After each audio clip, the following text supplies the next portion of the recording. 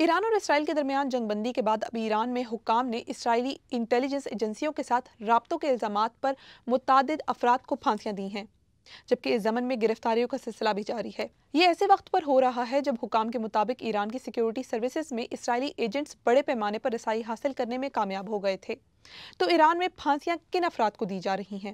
ایرانی حکام سمجھتے ہیں کہ اس جنگ کے دوران ایران سے جو معلومات اسرائیل کو دی گئیں، اس کے باعث ملک میں ہائی پروفائل شخصیات کی ہلاکت ہوئی، جس میں پاسداران انقلاب اور ایرانی افواج کی سینئر فوجی قیادت اور جوہری سائنسدان شامل ہیں۔ ایران کے مطابق یہ ہلاکتیں اسرائیل کی موساد انٹیلیجنس ایجنسی کے ایران میں کام کرنے کے باعث پیش آئیں۔ ایرانی حکام ایسے ہر شخص کو نشانہ بنا رہے ہیں جس کے حوالے سے یہ گمان موجود ہے کہ وہ غیر ملکی انٹیلیجنس ایجنسیوں کے لیے کام کرتا ہے۔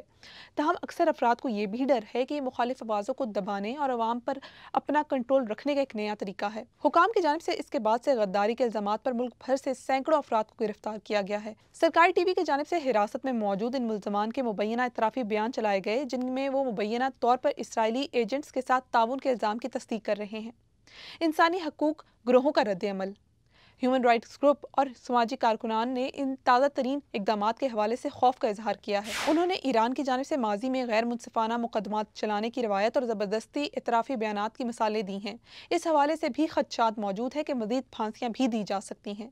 سیکیورٹی فورسز نے درجنوں ایکٹیوسٹ، رائٹرز اور آرٹسٹ کو بھی حراست میں لیا ہے، جن میں سے کئی کو الزامات کے بغیر گرفتار کیا گیا۔ یہ اطلاعات بھی سامنے آئی ہیں کہ 2022 میں حکومت مخالف تحریک میں مارے جانے والے افراد کے اہل خانہ کو بھی نشانہ بنایا جا رہا ہے۔